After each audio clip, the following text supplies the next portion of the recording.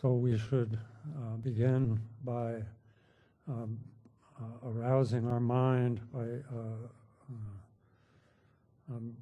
bringing forth in our mind the thought and the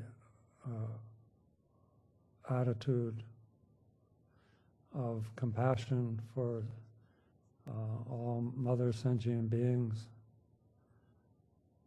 and out of that compassion also give rise to the thought and the feeling to attain enlightenment in order to be able to free them from suffering, each and every one.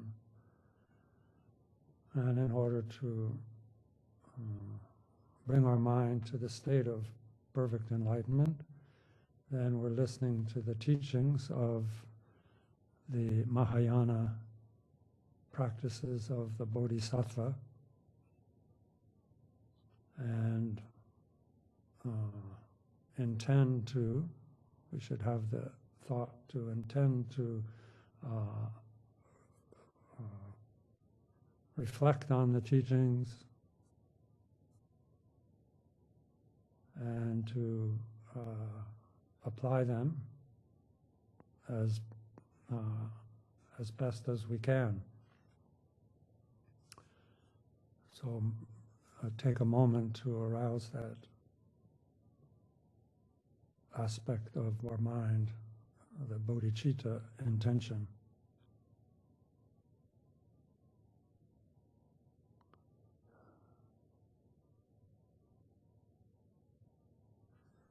Today is the commemoration of Chakta Rinpoche's parinirvana.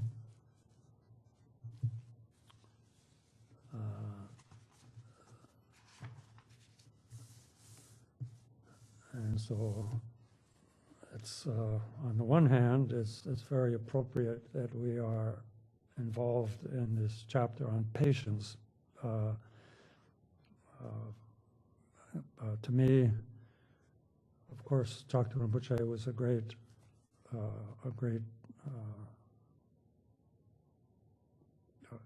Dzogchen master, a great holder of Vajrayana, but supporting all of that, or anyway, my perception of Rinpoche was always his patience. I don't have a capacity to see wisdom in others, but I was always struck harshly by his patience. Harshly meaning that I was so impatient with Rinpoche. If I was with Rinpoche, I felt very impatient because his patience was so deep, and how he interacted with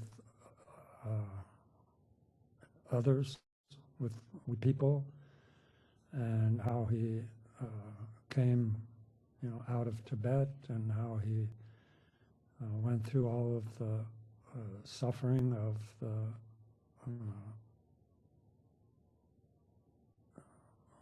Indian camps, and as a refugee, and coming to this country and dealing with an entirely different and new culture, and he did it with patience. I mean, that was his power, and the source, I think, of his courage was patience. And patience means power, patience means courage, and not shrinking away. So, like I say, on the one hand, it's very appropriate that we honor Rinpoche's dharma that he left here by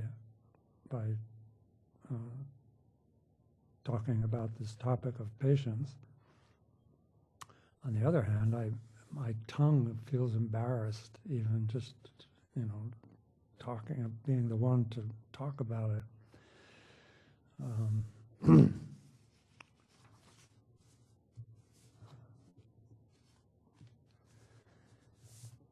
Okay.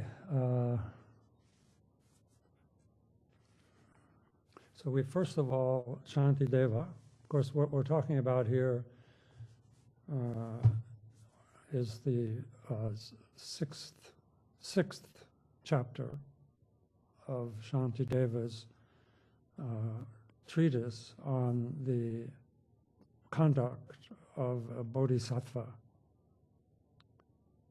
How does a bodhisattva come to be? How does an ordinary person become a bodhisattva? And how does a bodhisattva bring the stages of bodhisattva practice to perfection? It's all in these 10 chapters. At the outset, the first 3 chapters show how just an ordinary person with sort of a hint or a hint of virtue, like it says, like a flash of lightning in darkness, virtue comes. So we've had that experience of we have some connection with virtue, how that kind of a person can, through purifying their mind and enriching and clarifying their mind and gathering having this positive, wholesome energy of the mind, and then can take a pledge to attain awakening for the sake of all beings. And that's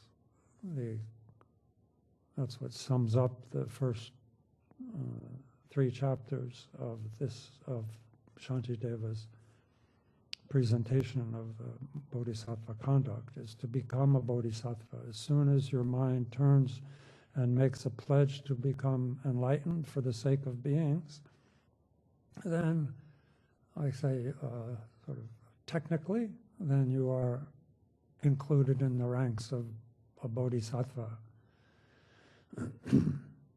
But of course, there's something that needs to be done in order to live up to that commitment. It's not just something that you do once.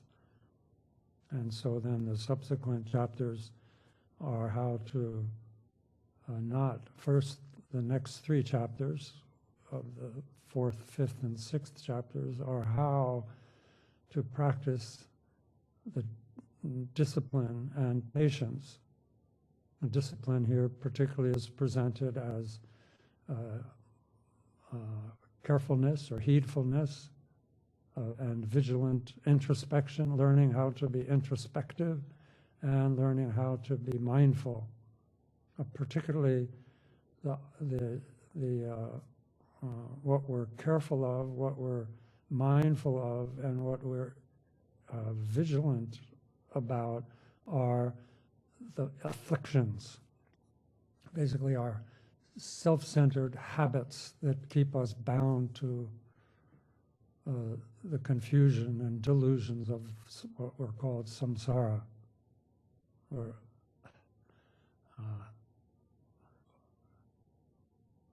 we're creatures of habit. And at this point, our habit is exclusively drawn towards, we're addicted and are compulsively habituated to mental states that keep us bound to the sufferings of samsara, the suffering of change, the suffering of pain, the suffering of imminent, what's called the all-pervasive suffering, the underlying fundamental suffering of ignorance of our own true nature.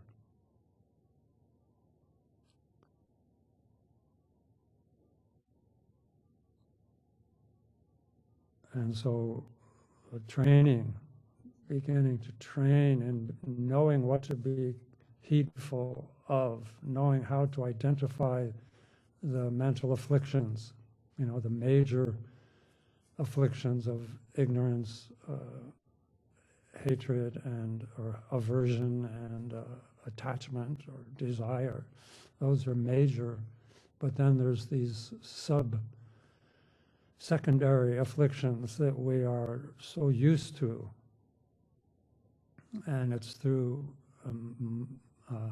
introspection that we become, that we direct our mindfulness and our introspection towards those minor but compelling afflictions that give rise to that we're constantly we're constantly indulging in these secondary kinds of afflictions. And so through mindfulness and introspection, then we begin to notice them more and more. And oftentimes, just through the power of mind's awareness of those afflictions, that sometimes just that strength or the power of awareness dissolves that affliction when that awareness is directed towards it. It cannot withstand the nature of awareness. So that's when we have made traction in that practice of the previous two chapters, which make up the bodhisattva conduct of discipline, then that becomes the basis for cultivating patience. Patience is the absence of anger. And the practice of patience is recognizing the arising of anger and knowing what to do with it. First, in the first 10 chapters, knowing what to do with it in order to eliminate it.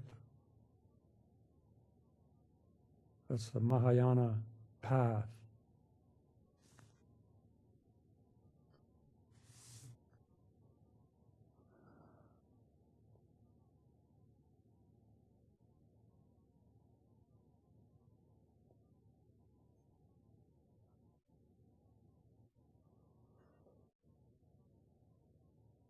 So the first contemplation, and this is a very complicated chapter actually. I had a lot of struggle, but it's and how to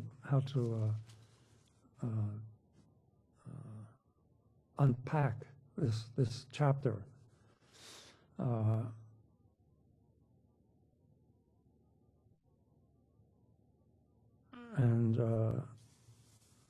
First, these 10 chapters that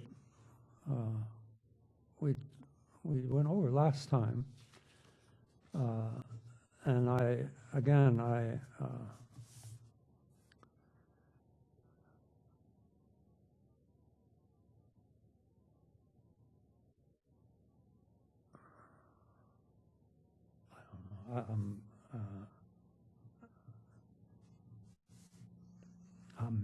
for me, I'm giving this freely,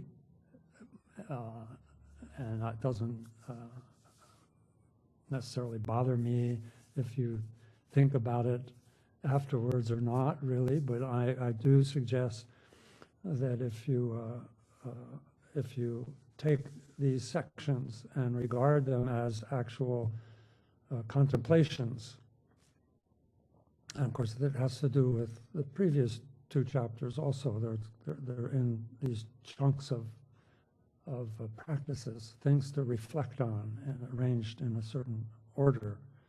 And so these first 10 verses that we went over, like the point of those are to identify the problem, or to identify anger as a problem, and not, there's no mention in here of excusing it, or that there's a way to kind of massage that anger into something beneficial.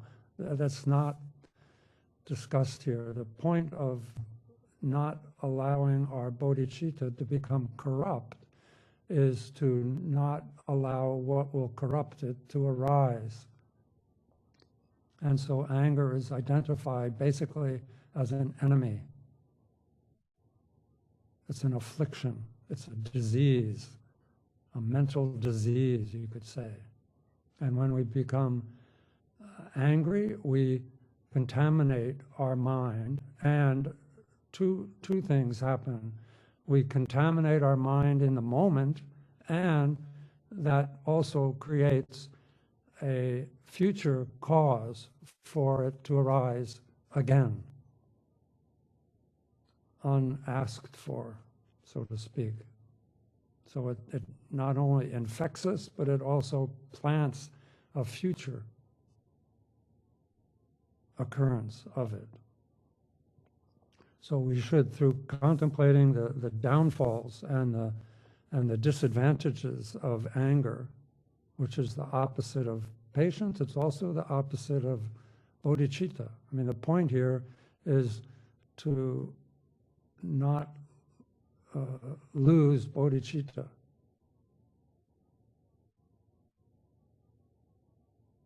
It's easy to lose, and Shantideva, or like say Buddha, you know, these are all just Shantideva's pulling from his vast wisdom, his vast knowledge of the sutras, that when you give rise to this aspiration to benefit others in such a extreme way, or such a total way, by attaining enlightenment,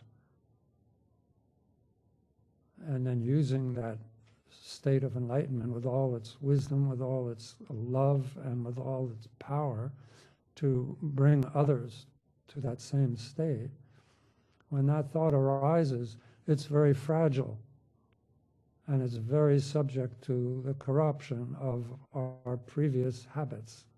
It's not like an automatic, it's not like turning on a switch. And so we need to understand the disadvantages of losing bodhicitta, which is, in this case, the disadvantages of impatience, which has to do with anger. Anger must be an important, it must be a very powerful part of our makeup, because it's got its own chapter. I mean, patience is about anger. So these first 10, if you contemplate and really take these teachings to heart, then it will help to understand what the disadvantages of anger are. And we need to learn how to identify the arising of anger. Okay. So this these first verses are why it's important to remove anger. So we should recognize also when we start to make excuses for anger, you know, and Shantideva won't allow that. And later on in the text, in the chapter, in the later part of the chapter on patience, he discusses why being angry at someone who's angry, sort of righteous anger or something like that, why, what the disadvantages of that are, and how it should be removed as well. But here, not only is he sort of identifying our target, the enemy of the affliction, but also what, as he mentions here, that anger begins, like the beginning of anger is some kind of feeling of unhappiness.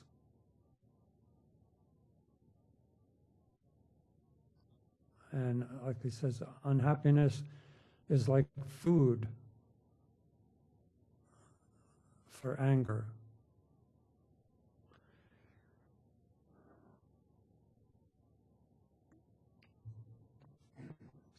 So, I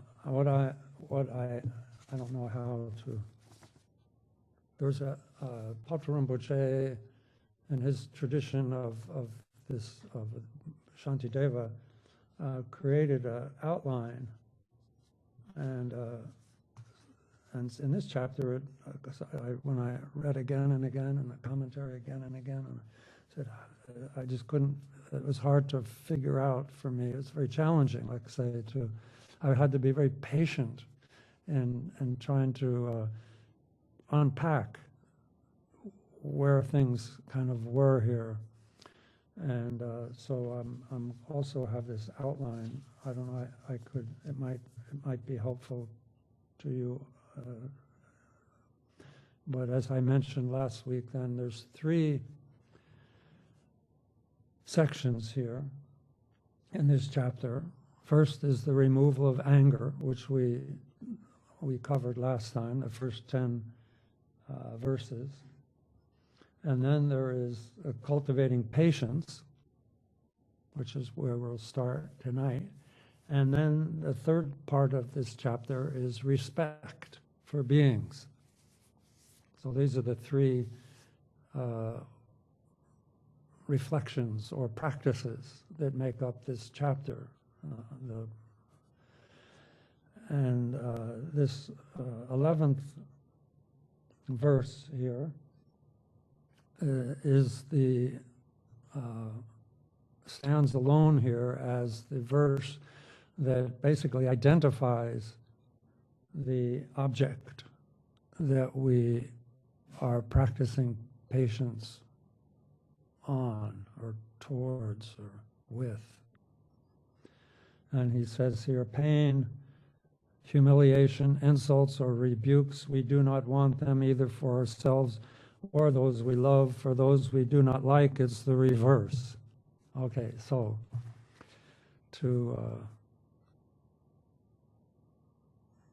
this word unpacked really applies to this, because what this verse is presenting here are 72 objects that we need to be patient with.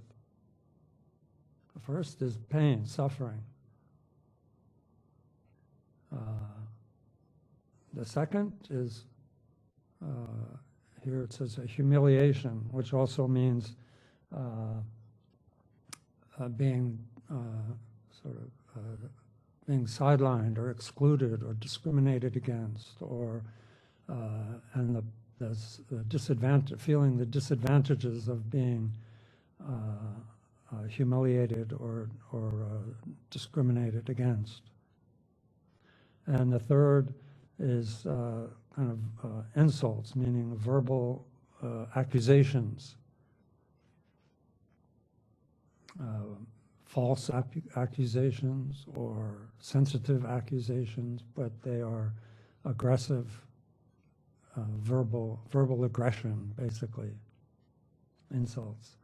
And rebukes really refers to things that harm our reputation, rumors, bad rumors that harm a good reputation. These are 4 things that make us angry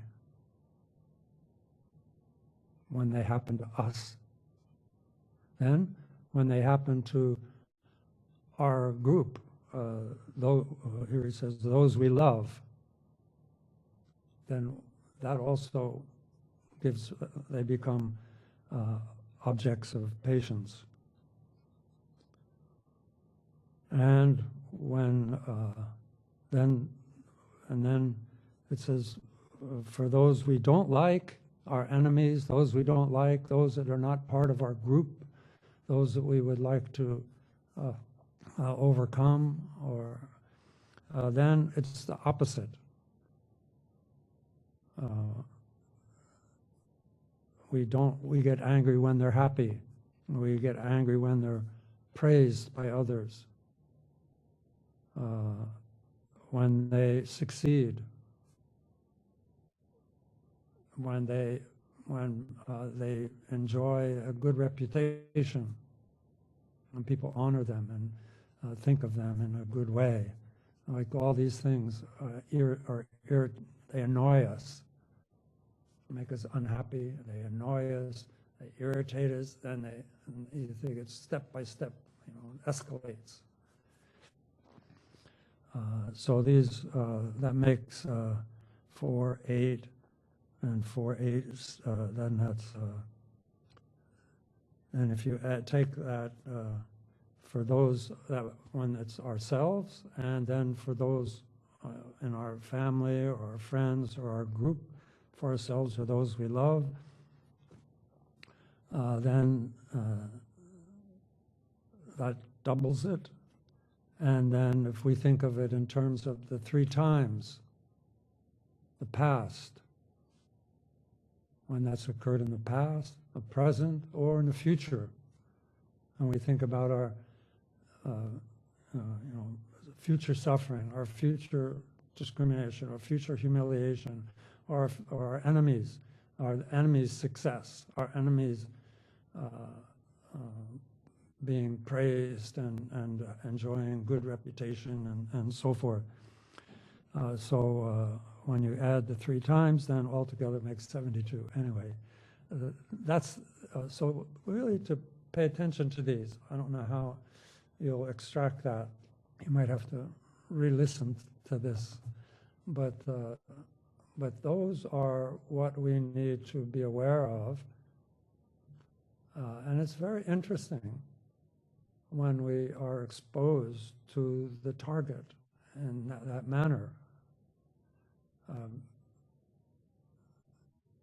It's sharp, and if we're with our previous abilities through mindfulness and introspection and heedfulness, carefulness, then we have the capacity to begin to notice these kinds of arisings. And since we've been prepared, the idea is to contemplate ahead of time. These are not on-the-spot fixes for your anger. That's not how our mind works. We need to sit down and become familiar with the potentials.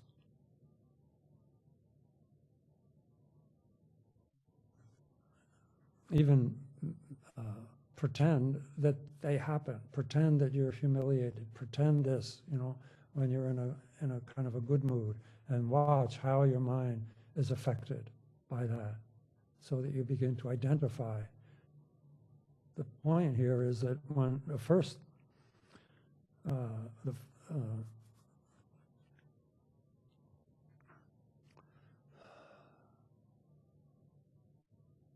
think I mentioned this before, but it's important, is that the first thing is we notice that something unwanted occurred. Could just be a very small thing. And we're encouraged here later, if we get to that probably tonight, that we should work with small things. We can't deal with our worst enemy, or we can't deal with our worst memories at this point. We need to muscle up. We need to we need to get used to the feeling of overcoming the objects of patience. Small things like the way the doorknob, if you're annoyed by a doorknob in your house, or the water pressure, or something like that, something small.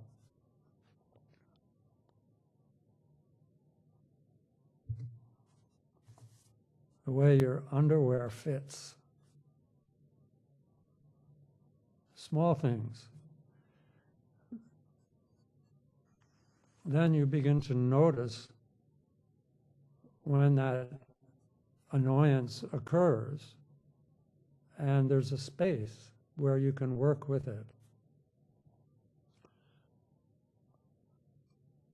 Okay, which we'll discuss as we go along, all the different methods to apply at that moment. But if we miss that moment, then that suffering becomes greater and greater. And as that suffering, as that being annoyed turns to irritation, and then irritation, I don't know, these are just words, but there's a cranking up of being something unwanted occurring, just sort of existentially unwanted, and then there's the first reaction on being annoyed and then irritated. Then it becomes more and more conscious, and we feed it, and we become miserable, and it becomes something that blacks out or dims our wisdom, our prajna, our ability to know. It becomes, it dims our ability to know, and all we do is just feel anger, and it's directed at something. So catching it at that first perception, before it becomes embedded and hardened in our mind and established, then patience can be a friend. That's at that point. So we need to first get over our habit of not wanting to suffer. And of course, suffering and pain, that's the first. There's 72. But Shantideva, he's picking and elaborating on certain ones of these. And the first one that begins in the next verse, verse 12, is patience with what brings suffering, which is basically what we don't want. Things we don't want.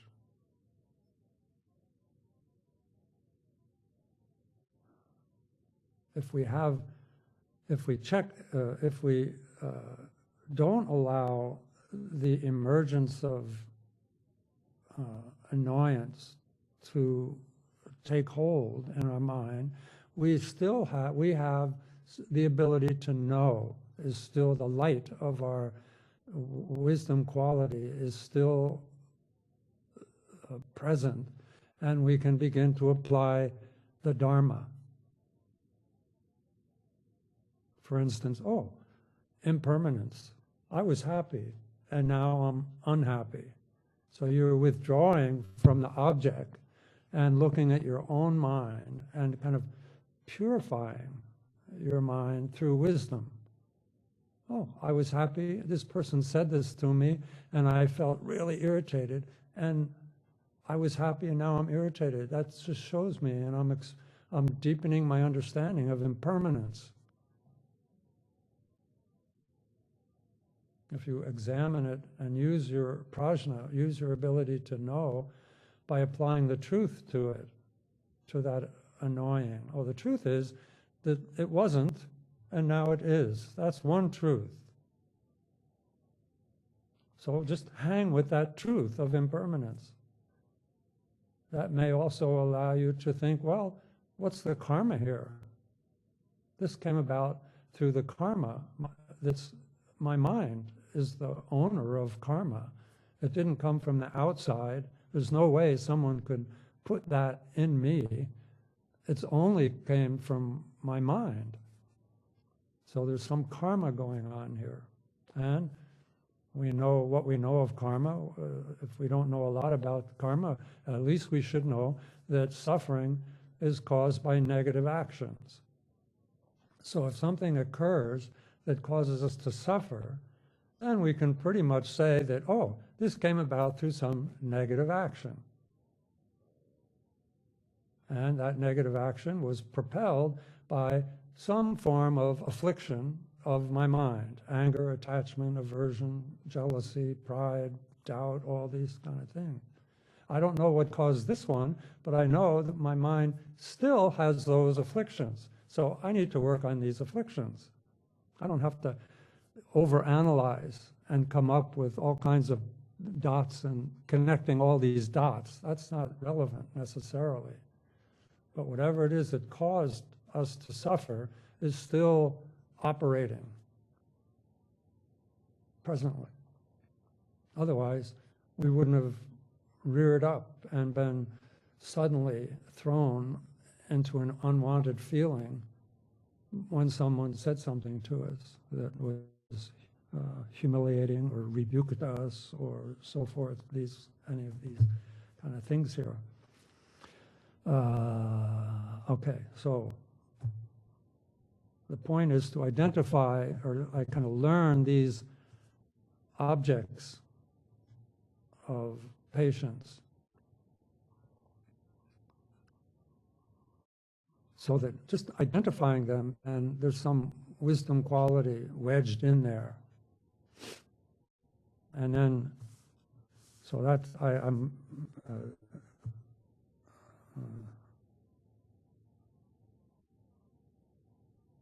yeah, elaborate, like unpack this for yourself. It will be very helpful.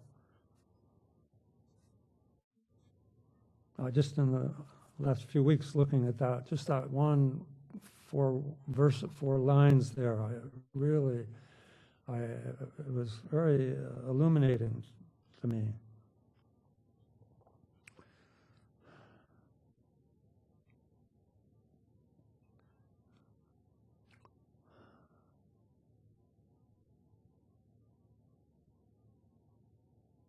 It helps us to accept. We need to, as a bodhisattva, we're not, and again, try not to, we also have a tendency to universalize what we hear sometimes in the Dharma teachings, instead of turning the Dharma right into our, directing it into our own mind, just like looking in a mirror. We want to avoid taking some Dharma teaching and then using it like to see the world, like the Dharma, they say the Dharma is a mirror, not a window.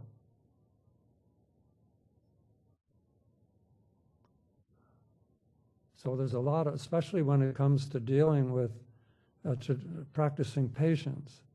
I mean, to say nothing of just bodhicitta in general, but it's not a social movement, so to speak. It's not, it's not something that that's going to be sort of like everybody needs to get on board with this. That might not be what I intend to say.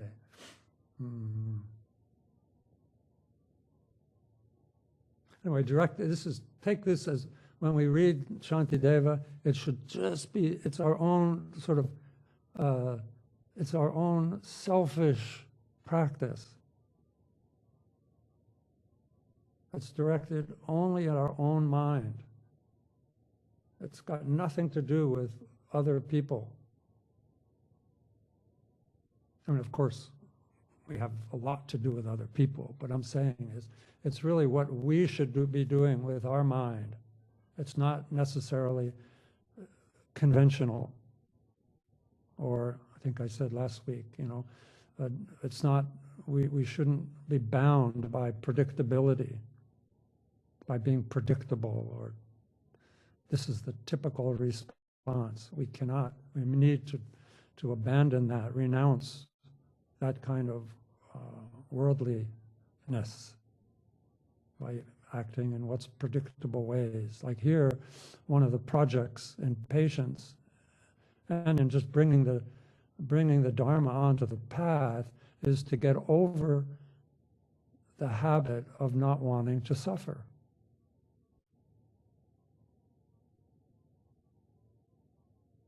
I mean, that's not something you tell other people that you're doing. That's your own secret practice.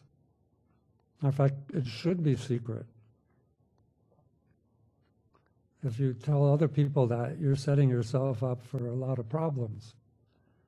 Plus you might just be fishing for compliments or something, praise. But anyway, this is really, we can't be bound by what's conventionally acceptable here. We should be able to accept what we don't want.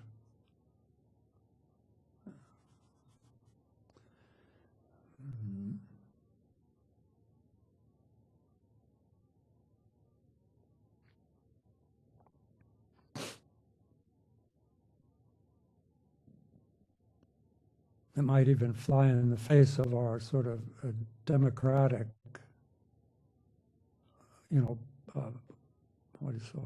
power to the people kind of ethic. Yeah, but I don't know. Just check it out. Anyway, when something does occur that's unwanted, then verse 12, then in order to accept that suffering, in order to be able to cultivate patience, and I should say that if we don't run up against these sources, these objects of that make us irritated and angry, if they don't occur to us,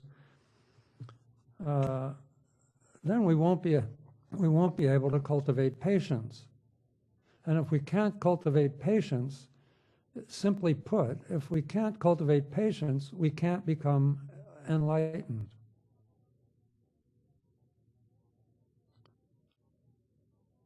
I might jump just to sort of give the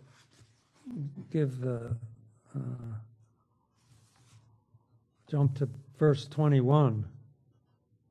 And then we'll go back. But here it says, and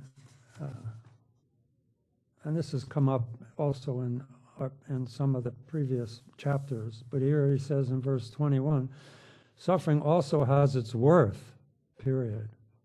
So suffering can be good and useful. Through sorrow, that is, through pain, suffering, which is what we're talking about here. The first one on verse 12 is pain, which is suffering. And that's principally what Shantideva is laying out, all of these practices, just about the first one. Then he says, or in the commentary, it says, then apply those to the other 71 or to the other ones. But so here, suffering also has its worth. Through sorrow, pride is driven out. We lose our arrogance, and arrogance and pride are not helpful in bodhicitta. They cancel out bodhicitta. In proportion to our arrogance not in proportion, in proportion to our arrogance and pride, our bodhicitta is diminished.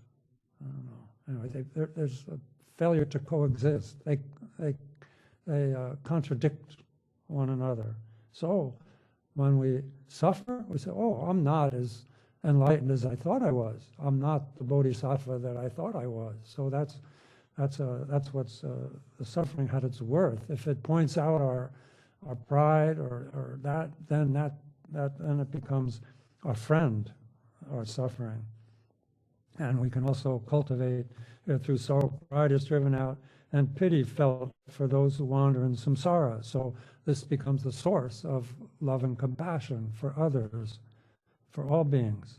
And also we cultivate the wish to free them from this suffering so they don't have to experience something like I just experienced. And so developing this also kind of a world weariness. Suffering can do that. And again, this has to do with bodhicitta, not just becoming a more and more depressed person, but bodhicitta will arise on its own in the absence of the afflictions once you take the bodhisattva vow. And pity felt for those who wander in samsara. Okay, evil is avoided. So when we, like we were saying before, when we suffer and we see that this was a result of karma, and we say, well, suffering is very inconvenient. I should give up negative actions that have this kind of result. So it stimulates us to aim towards virtue. Goodness seems delightful. So we have more enthusiasm. What we could call diligence is born. Diligence comes from this kind of training, patience, and we become much more careful in our actions, karma, from a karmic point, or karma. Okay, so that's the upside of what suffering brings us. It deepens our small understanding of Dharma, grows in the presence of the objects of patience. Like Shantideva mentioned in the previous chapter, how the six perfections, the six paramitas, each one, like a generosity, becomes the basis for discipline. Discipline perfects generosity, and discipline becomes the basis for patience. Patience perfects discipline, meaning mindfulness and introspection and carefulness. And patience becomes the basis for diligence. Okay, so there's the interdependence. This is just karma. This is the interdependence of the Mahayana path, where each one supports and perfects the other. So the cause of happiness is rare. So, and many are the seeds of suffering. This is a truth. This is one of the hallmarks of Buddha Shakyamuni's teaching. So it shouldn't, it shouldn't come as a surprise. But yet, when it happens to us, we rail against it and we get upset. We get upset because we forgot. And we forgot because we didn't become used to suffering. What is it? We didn't get over wanting not to suffer. We want to stay in samsara, but we don't want to suffer. That doesn't work. That's like Chakra Rinpoche talked about sewing with a double-pointed needle. Yeah. It doesn't. You can't sew with a needle that has 2 points. Samsara and yeah. So you get my point. So there's nothing unusual about suffering in samsara. It's normal. And happiness is rare. It's very sporadic. And it's very fragile. Check out. These are reflections. So you start your day and check out. Check yourself out. Many are the seeds of suffering. And we can stop unwanted circumstances from arising to us. If we want to cross, we might only have a few minutes to get from one side of town to the other, but we can't expect that it's only when, only when you're dead and you're in the, what do you call it, the hearse, then all the traffic stops and you go from one side to the cemetery very quickly. All the streets are, otherwise, while you're living, there's no, it doesn't work that way. I remember even when I worked for the post office, you had to take a defensive driving class. And the first thing they tell you is when you get in a car, okay, visualize and think, what time of day is it? What kind of traffic? What's the conditions you're going to get into? You know it's going to take, you know there's going to be this kind of cars, you know you have so many traffic lights and so forth, so you're all set. So then when you go out, you're not surprised by any of that. And you just pay attention to what you're driving, good driving. That things don't suddenly flare up like that you didn't anticipate. So it's like that, contemplating samsara. In the moment of our suffering, if we have the, like I said, if we have the prajna still, alight, if it's lit, if our prajna is still lit in the face of suffering, then we say, oh, this is samsara. This is normal. There's nothing to get upset about. This is just normal.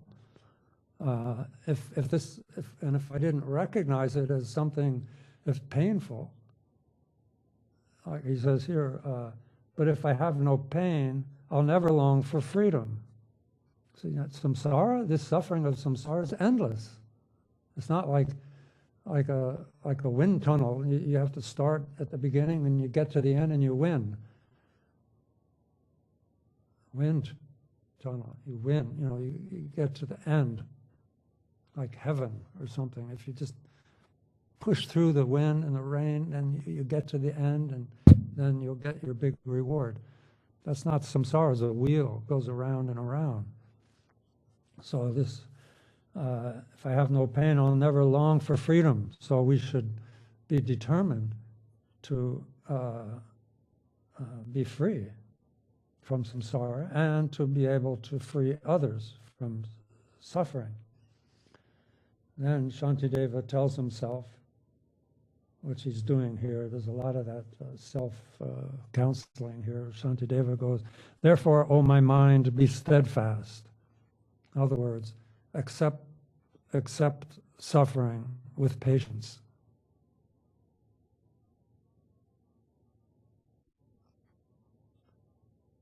So in this case there, then here it said, oh my mind, be steadfast. So for someone who has understanding, then suffering has a very positive side.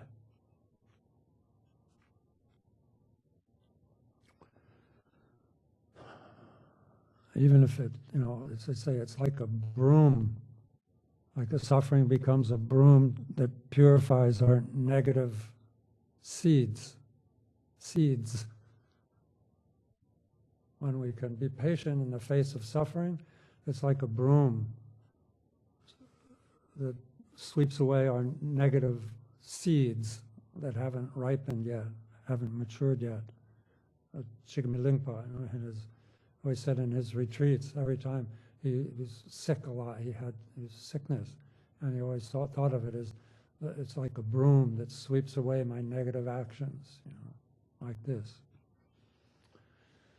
So that verse is very, says a lot. Particularly to turn away from negative actions towards wholesome actions, virtuous actions, and develop love and compassion. Accept suffering. Okay, then here, this 113, this refers to like where Shantideva's time period here, the Karna folk, which is some religious group, and those devoted to the goddess. Particularly, I think it says, there's a footnote there, maybe a Durga or Uma Devi, somebody like that, endure the meaningless austerities of being cut and burned.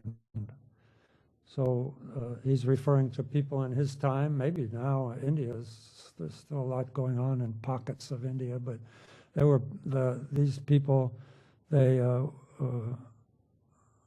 think it was devoted to the goddess, to Durga, they would impale themselves on a trident, which is her accoutrement, her symbol. They would impale themselves on the trident, or they would throw themselves into the fire puja, like a homa, this fire puja, or they'd burn off their arm, something like that.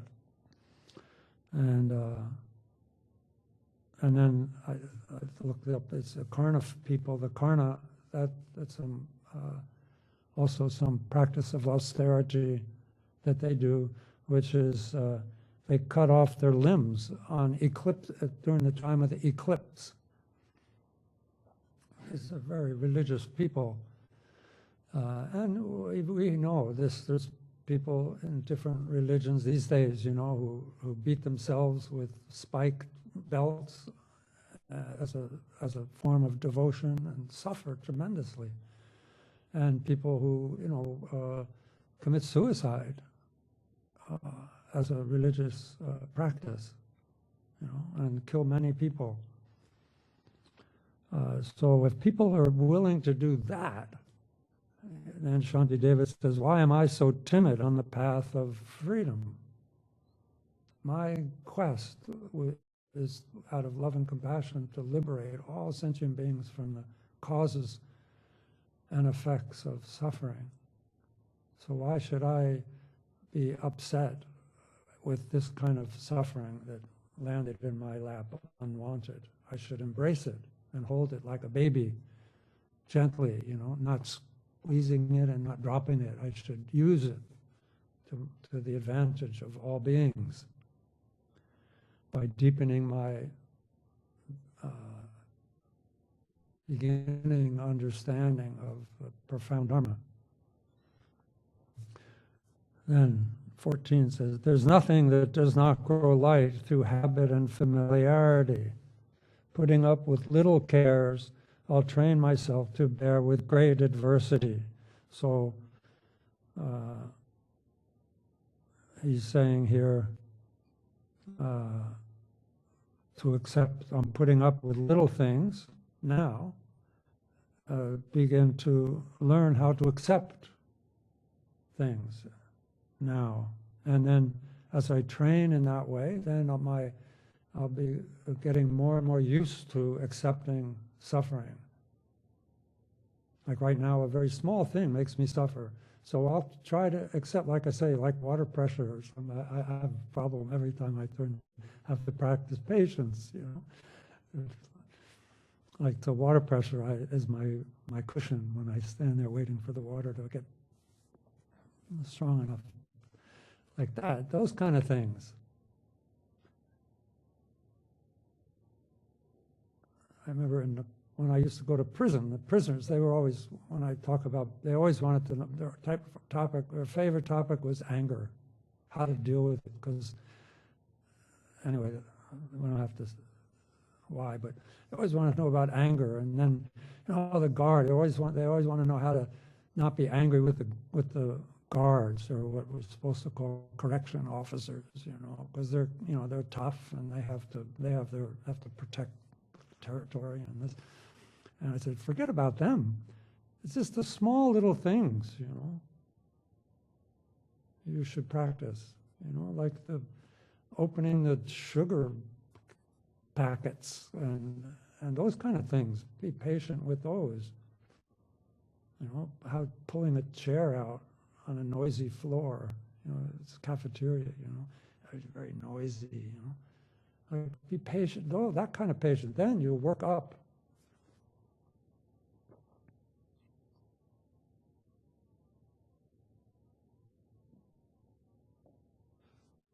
Don't I see that this is so with common irritations, bites and stings of snake and flies, experiences of hunger and thirst, and painful rashes on my skin. So I guess Shantideva, he's already puts up with those kind of things.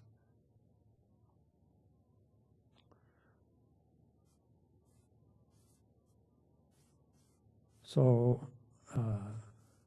if I can do that, you know, mosquitoes and whatever, you know, those kind of things, or these little sticky doorknobs or things like that, if I can put up with that, then those things, like, I don't have a choice about. You know, there's no choice. You have to accept certain things. And human beings, I think we're made up of like 90 or more % water. All right, water. We have a water element. Our body is very heavily water element. And water, the quality of water is to adapt. You know, when water flows, it adapts to wherever it is. Either moves quickly or stays or collects or runs off. You know, it's very adaptable. And of course in Buddhism, everything comes from the mind. The mind. Mind is the source of of everything. Nothing occurs outside the scope of one's own mind. And the universe is a product of our mind. And the universe, I think I talked about this, sounds familiar. Last week, talked about the formation of the universe. Didn't talk about the mind, but I'm bringing up the source of the universe. However, it manifests all the interdependence and the aggregation of the elements. But those are all mind. They're all projections or aspects of mind. And water is an outer expression of mind's nature itself to adapt. Water, the water quality of mind is our mind's ability to adapt.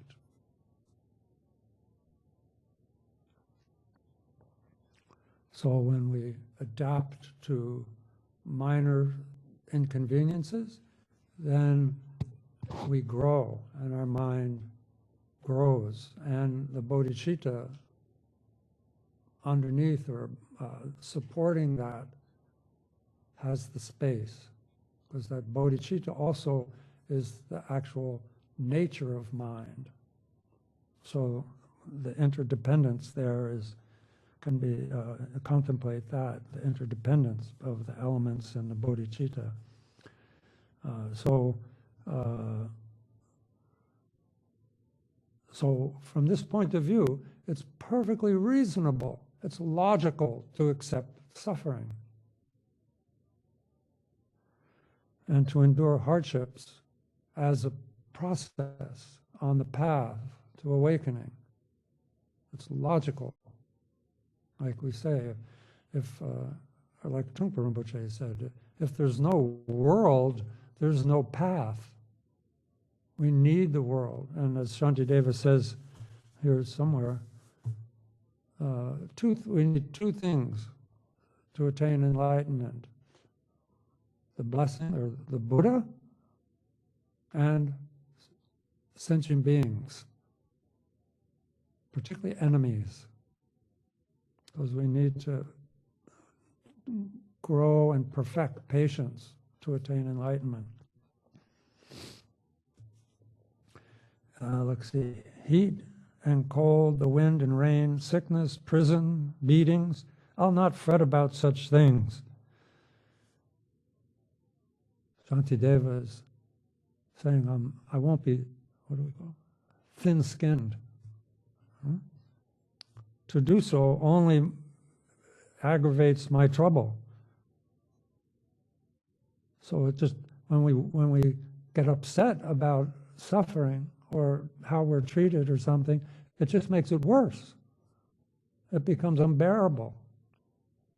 If we just accept, then our path will transform our mind, and our bodhicitta will not become corrupted and grow, we say.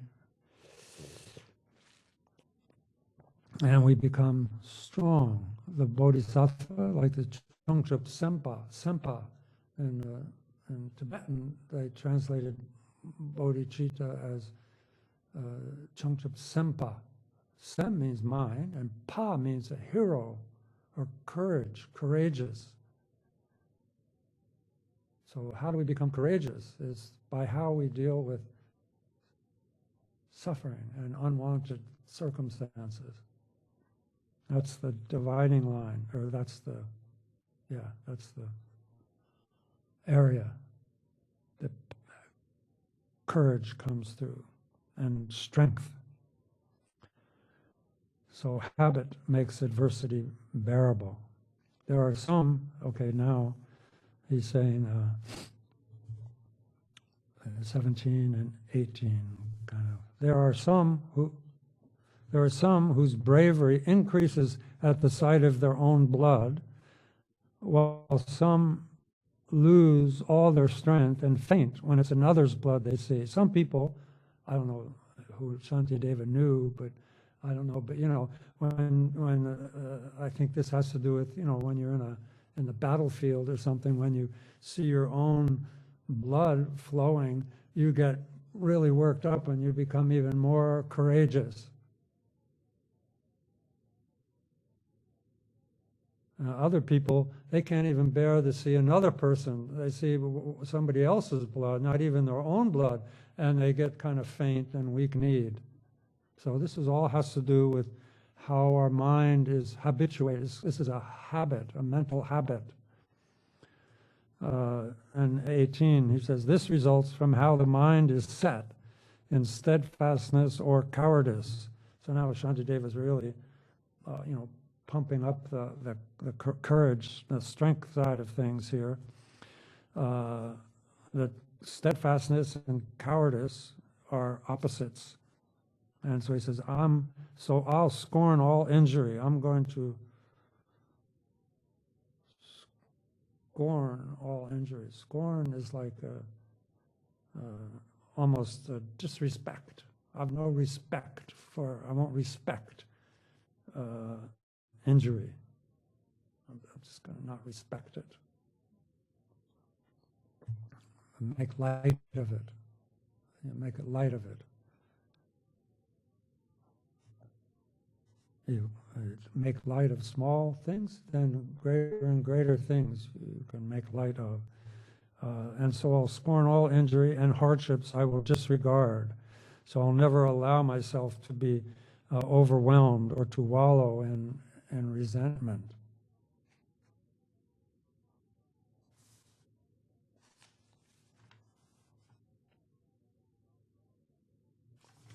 So this has to do with bodhisattva and bodhicitta. We need that kind of courage, that kind of steadfastness, and you can see it's not a pride thing here. It's just the power of patience and being willing to undergo hardships for the sake of the path.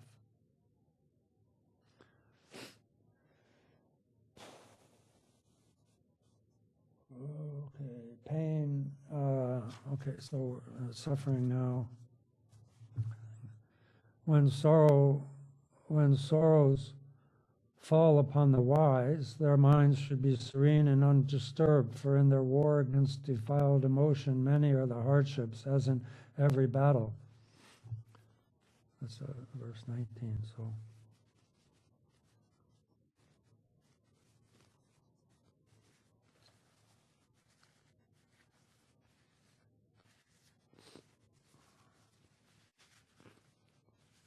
Patient when my nose runs.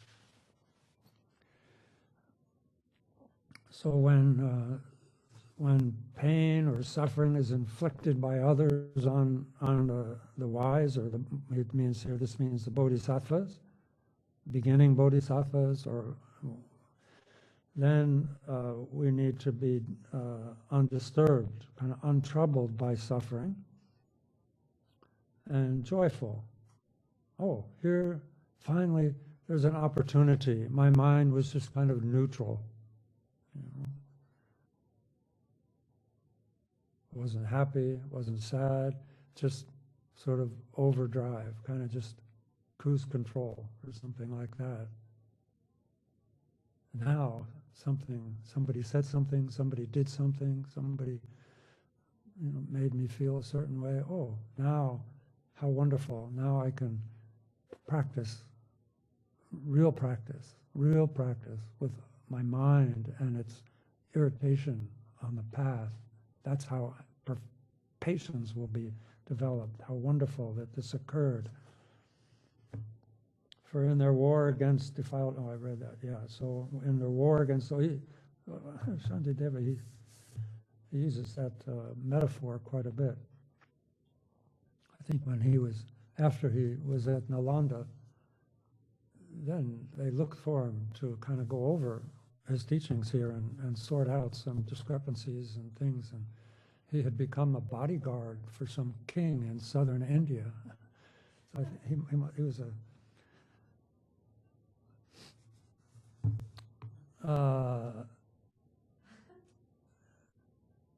in their war, meaning for bodhisattvas, we are trying to identify our afflictions and regard them as enemies. They're the enemy of bodhicitta. They will destroy bodhicitta.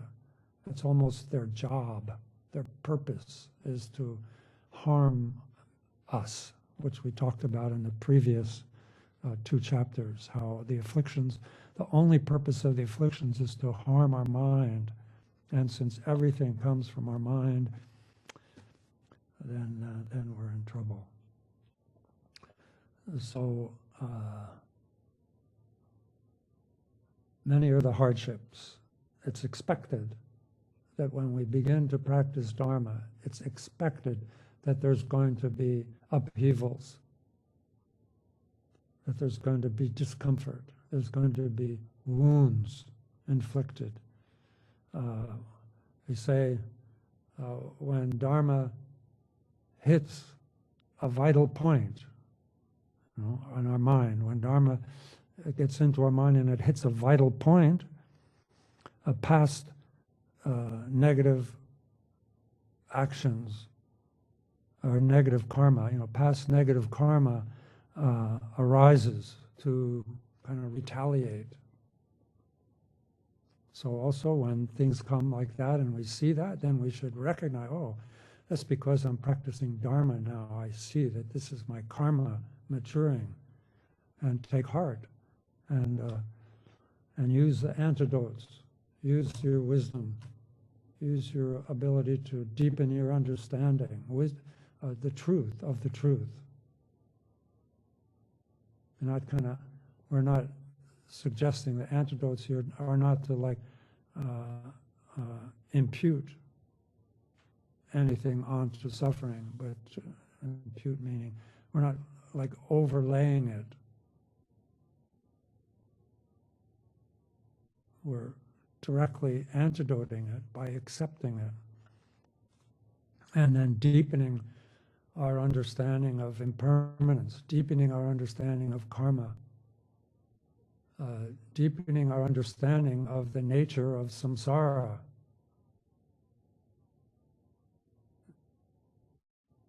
Giving life to our renunciation, having that renunciation have a positive energy, not just a negative, not wanting, but it has give that renunciation heart through accepting suffering. Let it be the impetus to take refuge.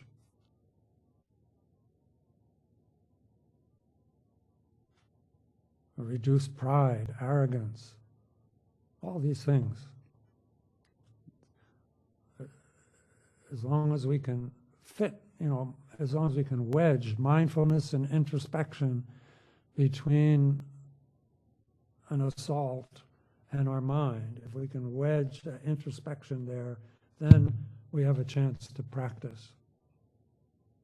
Otherwise, we'll always be late. We'll always be late.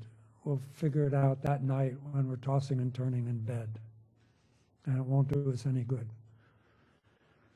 We need to we need to get that interest, we need to have mindfulness in there so that there's wisdom, there's a prajna in there, not logic so much.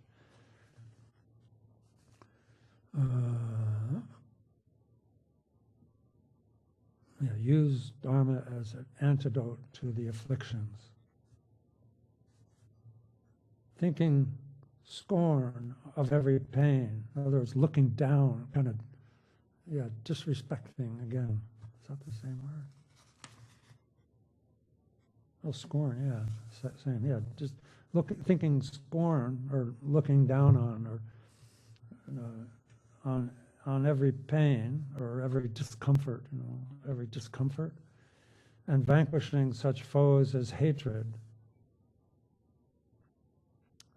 These are the exploits of victorious warriors, means the bodhisattvas, the courage of a bodhisattva.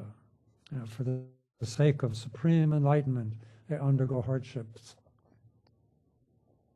Look at the kind of generosity that bodhisattvas have to engage in to bring it to perfection, like this kind of thing, and the suffering of in this developing patience.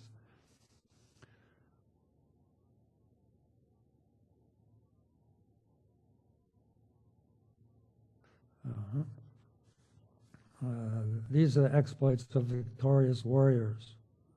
So these are the best and strongest heroes, are those who are defeating the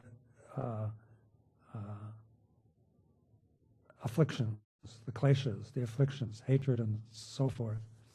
The rest, meaning those who direct their hatred and who return insults for being insulted, they return insults, who they hit and they hit back.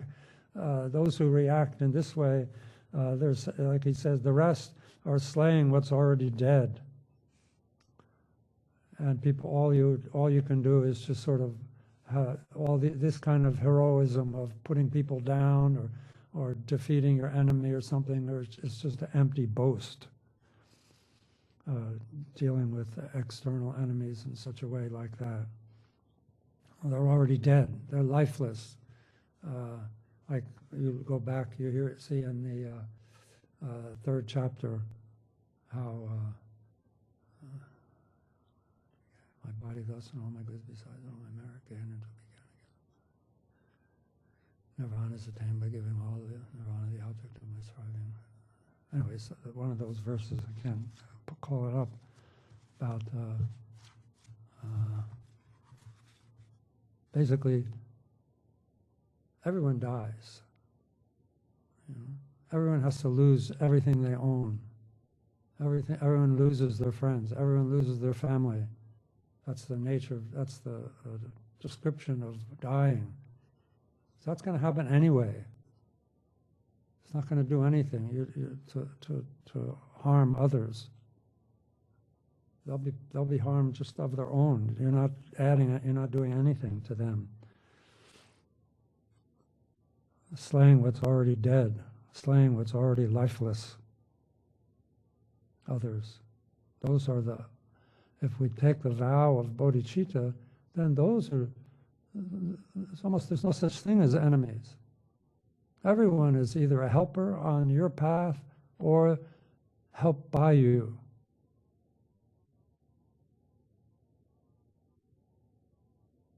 I think that might be true. Everyone should either be your helper or someone that you help. There's no other relationship. There's no other kind of person except for the ones you don't know. And a bodhisattva is supposed to make connections with as many people as they can. Like this. Okay, so, and again, to repeat what I said previously then, in any case, suffering also has its worth.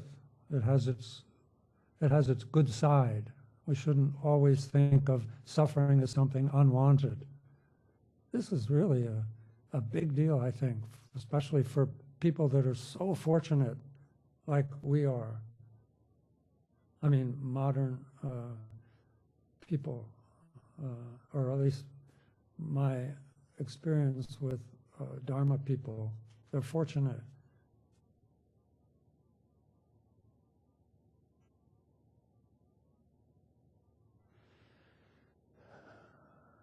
So, and also, there's places like Whole Foods and Amazon, where any slight klesha that arises of wanting is satisfied, in 24 hours or 12 hours. Or you can even, if you have extra cash, then you can have it there within hours. You don't even have to get off your lazy boy chair, lazy girl chair. It just comes. So we have a certain expectation there. We get annoyed if we have to, like during the pandemic, it was like 2 weeks, are you kidding? To get a book in 2 weeks, that's outrageous. It's so much suffering. So we're used to pretty easy, that kind of thing. I'm not saying, I'm not being glib but so to say, oh, we should make friends with suffering is a very big deal. When you leave to go to work or when you go to get in your car, remember,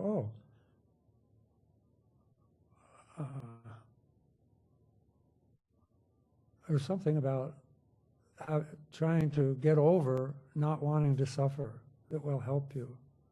It will help you when somebody passes you. It will help you when you get to a red light. It will help you when somebody's slowly walking across the side of the street out of sequence, like jaywalking, and you have to stop. It will help you to see how much you don't want to suffer. And then you'll appreciate that teaching.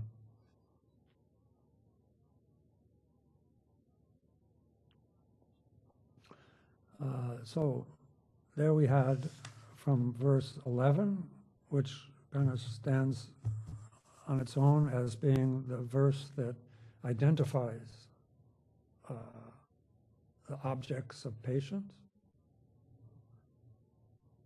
which particularly has to do, of course, with things that annoy us and really make us angry and hateful.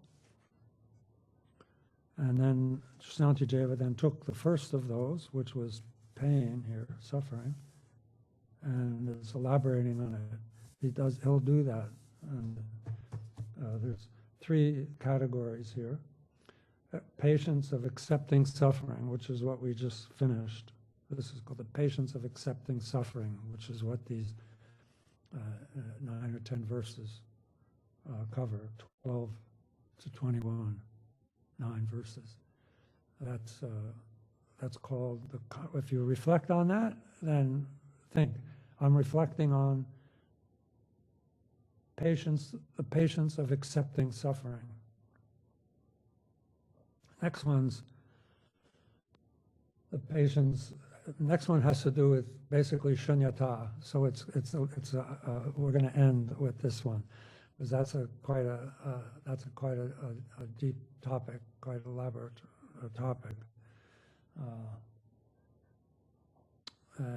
And then the third way to develop patience with what we don't want is to what the commentary calls making light of suffering, or making light of what causes us to suffer.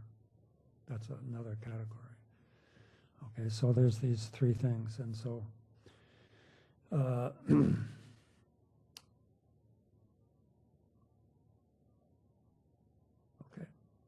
I'll end with that.